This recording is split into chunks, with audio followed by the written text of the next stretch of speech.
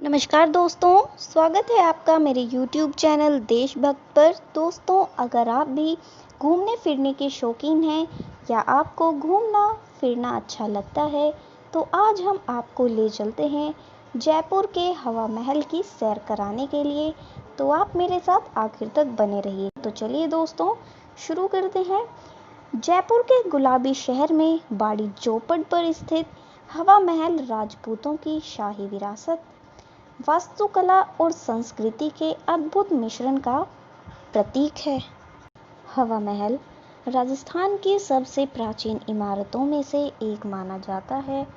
बड़ी ही खूबसूरती के साथ बनाया गया है ये हवा महल जयपुर के सबसे प्रसिद्ध पर्यटक आकर्षणों में से एक है। कई झरोखे और खिड़कियां होने के कारण हवा महल को पैलेस ऑफ विंड्स भी कहा जाता है।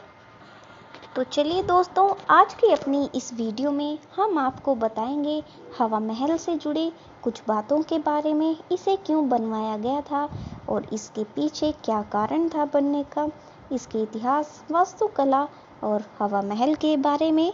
तो आप मेरे साथ आखिर तक बने रहिएगा। मधुमक्खियों के छत्ते के जैसा मिलता जुलता ये हवा महल राजपूतों की समृद्ध विरासत का एहसास कराता है। लाल और गुलाबी बलुआ पत्थर से बना हवा महल सिटी पैलेस के किनारे बना हुआ है। हवा महल की खास बात यह है कि ये दुनिया में किसी भी नींव के बिना बनी सबसे ऊंची इमारत है जो आज तक सीधी खड़ी हुई है। तो चलिए दोस्तों, अब बात करते हैं हवा महल की कि इसे हवा महल क्यों कहा जाता है। तो दोस्तों, हवा महल का अर्थ है हवा का महल।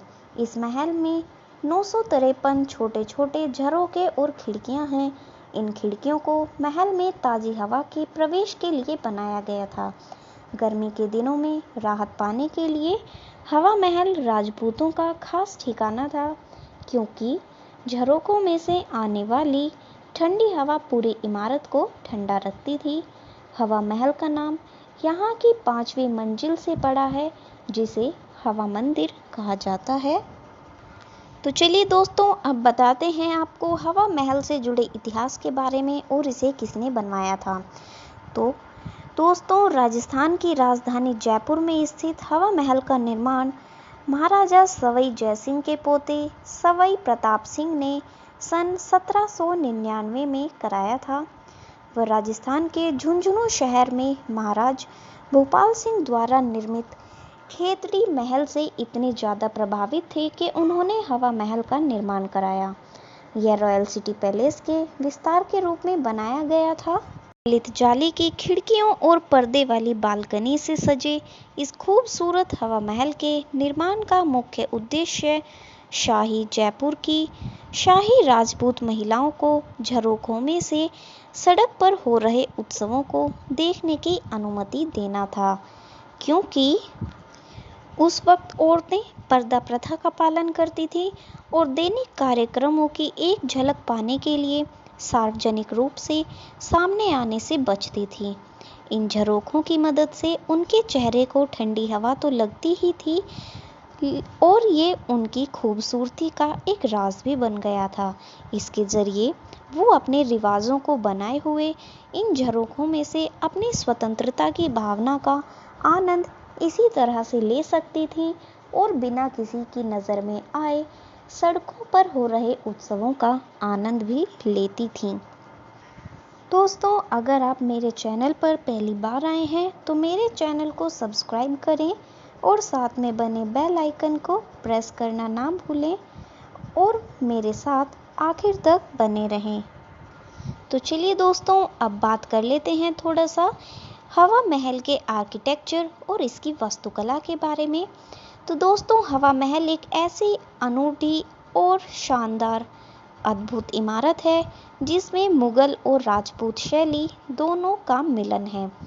15 मीटर ऊंचाई वाली इस 5 मंजिल पिरामिड जैसे महल के वास्तुकार थे लालचंद उस्ताद जी। 5 मंजिल होने के बावजूद ये महल आज भी सीधा खड़ा है, जबकि ये बिना किसी नींव के द्वारा बनाया गया महल है।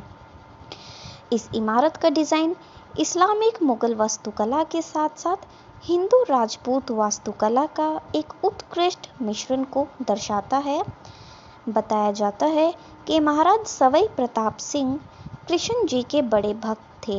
उनकी भक्ति महल के ढांचे के डिजाइन से ही दिखती है, जो एकदम भगवान श्री कृष्ण के मुकुट के समान दिखता है। महल में 953 नक्काशीदार झरोखे हैं, जिनमें से कुछ तो लकड़ी से बने हैं। इन झरों का निर्माण कुछ इस तरीके से किया गया था कि गर्मियों में ताज़ी हवा के माध्यम से पूरी इमारत ठंडी बनी रहे। तो चलिए दोस्तों, अब बात करते हैं हवा महल के अंदर के बारे में। तो हवा महल की दीवारों पर बने फूल पत्तियों का काम राजपूत शिल्पकला का बेजोड़ नमूना है। वहीं पत्थरों पर की गई मुगल शैली की नक्काशी मुगल शिल्प का नायाब उदाहरण है। दोस्तों, क्या आप जानते हैं कि हवा महल में उत्सवों के लिए पहली मंजिल पर शरद मंदिर बना हुआ है, जबकि हवा महल की दूसरी मंजिल पर रतन मंदिर बना है, जिसे ग्लास वर्क द्वारा सजाया गया है। बाकी की 3 मंजिलों पर विचित्र मंदिर, प्रकाश मंदिर और हवा मंदिर हैं। यहाँ से आप पिंक सिटी जयपुर के विभिन्न रंग को देख सकते हैं। दोस्तों, हवा महल का कोई सामने से दरवाज़ा नहीं है, बल्कि सिटी पैलेस की ओर से एक शाही दरवाज़ा हवा महल के एंट्री गेट की ओर जाता है। यहाँ 2 मंजिल इमारतें तीनों तरफ से एक बड़े मैदान को घेरे हुए हैं, जिसके पूर्वी हिस्से में हवा महल स्थित है।